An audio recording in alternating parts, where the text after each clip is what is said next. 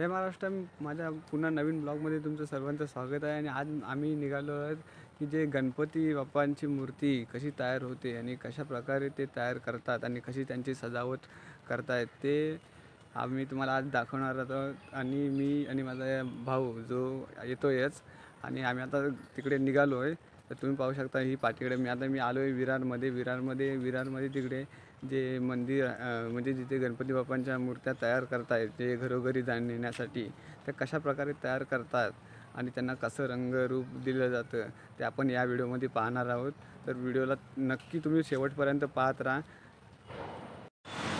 पाहू शकता तुम्ही की या मोठ्या मूर्त्या तयार करून रेडी आहेत. फक्त त्यांना रंगरूप लावायचा बाकी राहिलेला आहे.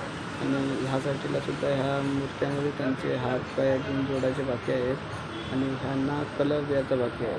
आणि जे आतमध्ये त्या सर्व ज्या मूर्त्या आहेत त्यांना पूर्णपणे म्हणजे त्या कंप्लीट झालेल्या आहेत. आणि ह्या ज्या बाहेर ठेवलेल्या आहेत त्या आणि त्यांचं अजून काहीच कशामध्ये काही झालं नाही.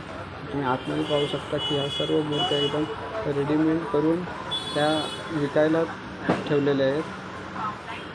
आणि तुम्ही पाहू शकता की तुम्हाला कृष्णाची शंकराची हर एक आता जे प्रभू श्री रामा आहेत त्यांच्या एकदम मूर्त्या एकदम तयार करून ठेवलेल्या आहेत. इकडे तुम्ही त्यांचे म्हणजे मूर्त्या एकदम पाहू शकता. अतिशय सुंदर आणि अप्रतिम मूर्त्या आहेत.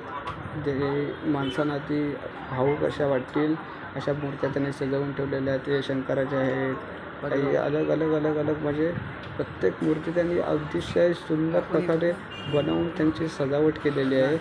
आणि ते तुम्ही या व्हिडिओमध्ये पाहू शकतातच. आणि जर तुम्हाला ह्यातली कोणती मूर्ती घ्यायची असेल तर माझ्या डिस्क्रिप्शन लिंकमध्ये मी त्याचे कॉन्टॅक्ट नंबर आणि त्यांचा पूर्ण ॲड्रेस तुम्हाला शेअर करेन. तुम्ही जाऊन त्यांची भेट घ्या आणि मूर्ती विकत घेऊ शकता. कारण काय कसं आपण जेव्हा एखादी मूर्ती घरामध्ये आणायला जातो तेव्हा तिला आपल्या घरामध्ये आणायचं असतं तेव्हा त्या मूर्तीच्या प्राईसमध्ये आपण कमी करा जास्त करा असं करत राहतो.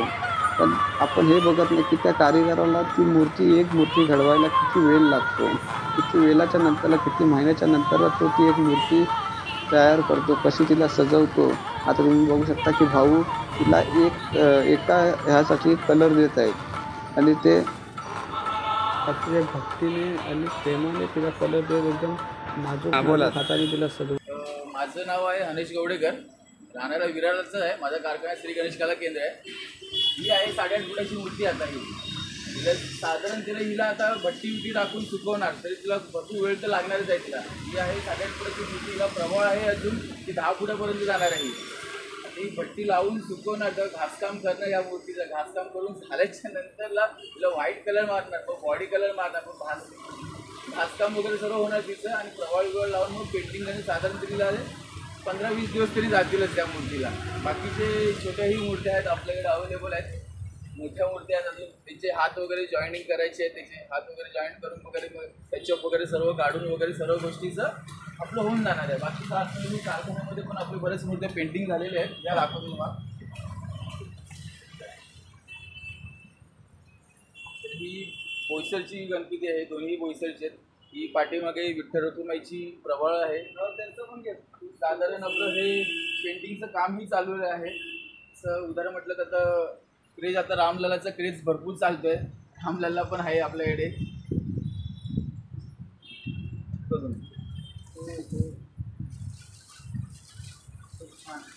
साधारण रामललाचा क्रेज भरपूर चालू आहे. आणि असे पेटामध्ये मारलेले आहेत, जरा लोक नेसवलेले आहेत. त्या बरेच मूर्त्या पण आहेत आपल्याकडे अवेलेबल. 2 फूटपासून 3 फूटपर्यंत आपल्याकडे साधारण तरी 11 फूटपर्यंत मूर्त्या पण होतात. तरी अजून मूर्त्यांचं काम चालू आहे आपल्या. बरेच मूर्त्या जसं केदारनाथ नेसवलेले आहेत. पगडीवाले आहे आपल्याकडे. बाजीराव पेशवामध्ये पण आहे आपल्याकडे. होईल आता जसे टप्प्याटप्प्याने पोरं चालतात तसे बरेच चालू दे आपले.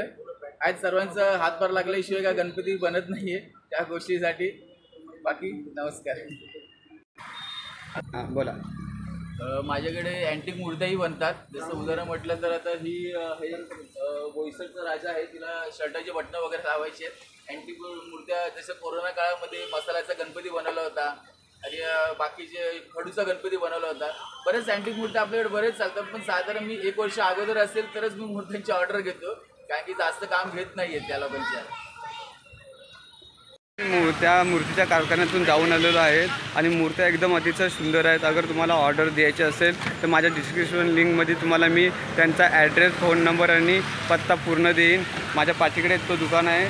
तुम्ही कधी येऊन तिथून ऑर्डर घेऊन जाऊ शकता किंवा त्यांना फोन करून तुम्ही मूर्ती बुक करू शकता. माझ्या मोबाईलमध्ये जे कॉन्टॅक्ट नंबर आणि ॲड्रेस आहे त्यामध्ये तुम्ही कधी येऊन त्यांच्या मूर्त्या बुक करू शकता.